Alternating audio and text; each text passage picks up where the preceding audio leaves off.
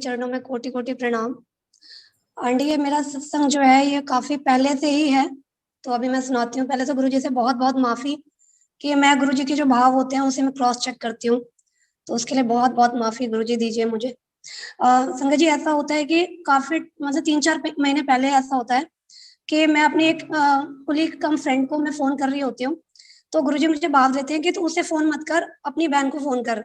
तो मुझे लगता है कि मैं अवॉइड करती हूँ उस भाव को, मुझे लगता है मेरा वहम होगा। तो मेरी वो जो फ्रेंड है उनसे मैं 2-2 घंटे फोन पे बात करती हूँ।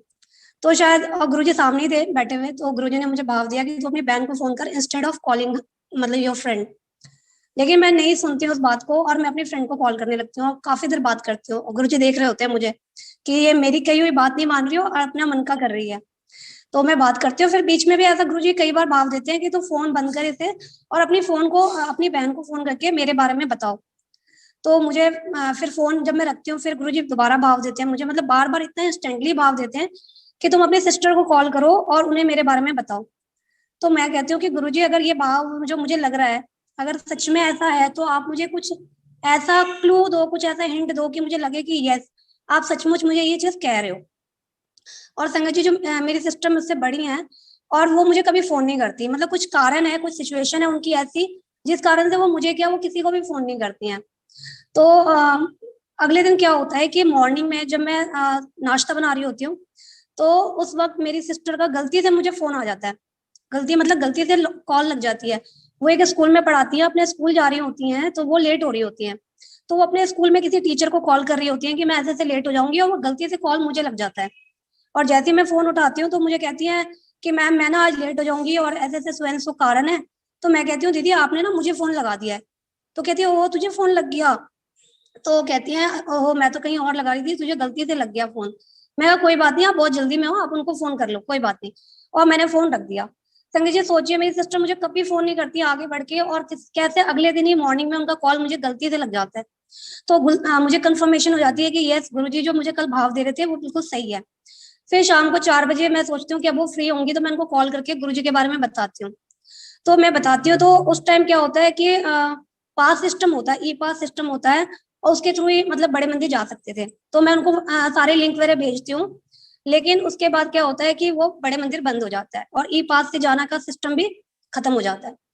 और फिर वो भी मुझे कम्युनिकेट नहीं करती हैं कि ऐसा ऐसा हो गया है तो मैं क्या करूं करके। और फिर मैं भी छोड़ देती हूँ, क्योंकि मैं ये सोचती हूँ कि मेरा बताना फर्ज है। मैं तो सिर्फ एक जरिया हूँ और बाकी आगे तो गुरु जी को जोड़ना है, तो मैं आगे ज्यादा इनिशिएटिव ना लूँ। फिर मैं छोड़ देती हूँ। फिर संगत जी अभी रिसेंटली जब गुरु जी का जन्मदिन होता है उससे 2-4 दिन पहले ऐसी गुरु जी के पास मैं बैठ के कहती हूँ कि गुरु जी मेरे घर में तो आपकी गद्दी भी नहीं लगी हुई है, मेरा मन तो बहुत करता है, पर आपको तो पता है हमारी ट्रांसफरेबल जॉब है, मैं तो गद्दी लगा ही नहीं सकती अभी। तो मेरा बहुत मन करता है आपको चोला पहनाने का। तो गुरुजी मुझे भाव देते हैं कि तू एक काम कर, तेरा बहुत मन है मुझे चोला पहनाने का, तो तुम एक काम करो, अपनी फैमिली में जो सबसे छोटा बच्चा है ना आ, उसको कपड़े पहना दो। तो मैं कहती हूँ ठीक है। तो फिर मैं बाथरूम में जाती हूँ, तो फिर गुरुजी से पूछती हूँ, मुझे तो भाव कहीं पे भी आ जाते हैं। तो मैं गुरुजी से कहती हूँ कि गुरुजी मैं किसको पहनाऊं, छोटे बच्चे तो मेरे घर में बहुत सारे हैं अभी।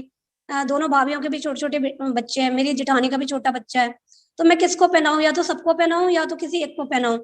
तो गुरुजी कहते हैं अपनी बहन के बेटे को पहना।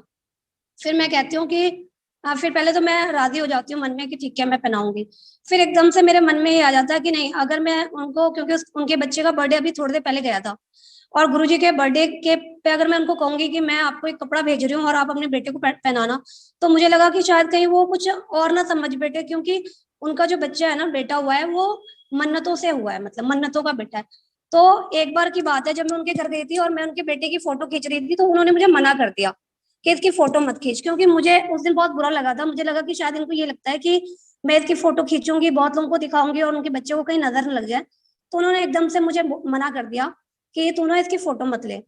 तो मुझे बुरा भी लगा कि देखो मैं मौसी हूँ और फिर भी पता नहीं इनको ऐसा डाउट हो रहा है मुझ पर।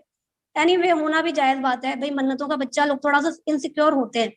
तो मुझे ना वो बात याद आ जाती है एकदम से, और मैं गुरुजी को कहती हूँ कि देखो गुरुजी उस टाइम तो उन्होंने मुझे मना कर दिया था, अब मैं उनको बोलूंगी तो वो पता नहीं क्या समझे कि क्या करके दे रही है, मतलब कपड़ा, मतलब मन में ऐसे मेरे ख्याल आ जाते हैं। मैंने कहा पता नहीं वो एक्सेप्ट करेगी नहीं करेंगी, और आपके नाम पे दे रही हूँ, पता नहीं वो पहनाएंगी नहीं पहनाएंगी। तो मैं गुरुजी को कहती हूँ कि गुरुजी आप, और भी तो बच्चे हैं मेरे घर में, आप किसी और को बता दो, मैं किसी और को पहना देती हूँ, जेठानी के बेटे को पहना देती हूँ, वो तो और खुश हो जाएंगे।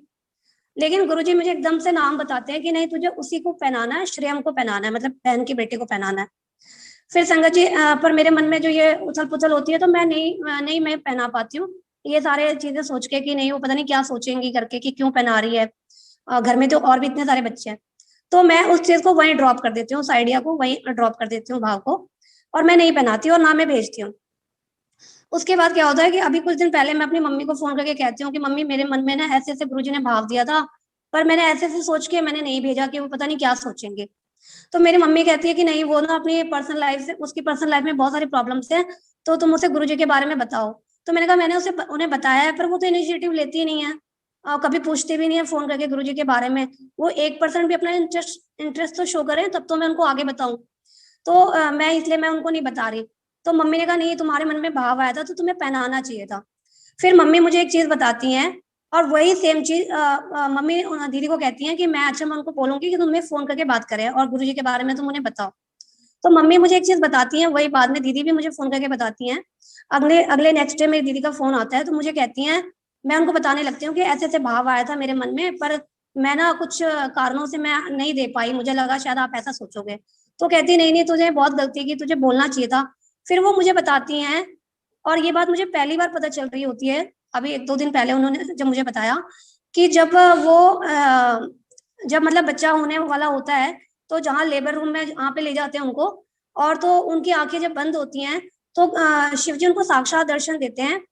और मैं थोड़ा सा बता दूं कि मेरे जो दीदी और जिया जी हैं वो शिव जी के बहुत बड़े भक्त भक्त हैं, और वो ना सावन के पूरे महीने में शिवलिंग पे जल चढ़ाते हैं विदाउट फेल। अगर बीमार भी होंगे ना तभी भी जाके वो शिवलिंग पे जल चढ़ाना कभी नहीं भूलते, दोनों पति पत्नी। तो वो मुझे बताती है कि लेबर रूम में जब मेरी आंखें बंद हुई तो मेरे को साक्षात शिव जी ने दर्शन दिए, और मेरी हथेली पे लाके एक लिंग रखा, एक बच्चे का लिंग मेरे हाथ पे रखा, और वो शिवलिंग के शेप में था। तो और उसके बाद जब मेरा बेटा भी हुआ तो उन्होंने मतलब मुझे ये चीज बताई कि ये शिव का ही अंश है जो मैं तुम्हें दे रहा हूँ। और जब वो बच्चा हुआ तो जब उन्होंने उस बच्चे का लिंग देखा तो वो बिल्कुल वैसा ही था जैसा शिव जी ने उनके हथेली पे रखा था। तो इस चीज से ये रिलेट होती है कि गुरुजी ने मुझे इतने लोगों में, इतने बच्चों में सिर्फ उसी को क्यों कह रहे थे कि चोला पहना। गुरुजी मुझे यही भाव दे रहे थे कि तुम उसे पहनाओ, अगर तुमने उसे पहनाया तो मुझे लगेगा तुमने मुझे ही पहनाया है। और इस भाव को मैंने दबाया, तो उसके लिए बहुत बहुत माफी दीजिए गुरुजी मुझे। और अब ये चीज जो भाव गुरुजी देते हैं वो ऐसे ही नहीं होते, वो बिल्कुल सही भाव था कि गुरुजी ने पूरी फैमिली में इतने बच्चों के होने के बावजूद भी सिर्फ उसी के लिए वो भाव दिया। तो बस यही मैं कहूंगी कि कोई भी भाव जब हमारे मन में आता है, क्योंकि गुरु जी से हम सभी जुड़े हुए हैं, तो गुरु जी भाव कोई ऐसे ही नहीं देते और हमें उसे कभी क्रॉस चेक नहीं करना चाहिए। तो सॉरी कि मैंने गुरु जी के भाव को क्रॉस चेक किया, और अब मैं डेफिनेटली उस बच्चे को वो चोला पहनाऊंगी, मतलब कपड़ा पहनाऊंगी। और जब मैं जाऊंगी तो डेफिनेटली उस लिंग के भी दर्शन करूंगी, क्योंकि मुझे अंदर से ये फील हो रहा है कि वो उस लिंग के दर्शन करना ही एक ज्योतिर्लिंग के दर्शन दर्शन करने के समान है। तो शुक्राना गुरु जी, अनंतम शुक्राना, एंड माफी दीजिए गुरु जी। शुक्राना आंटी।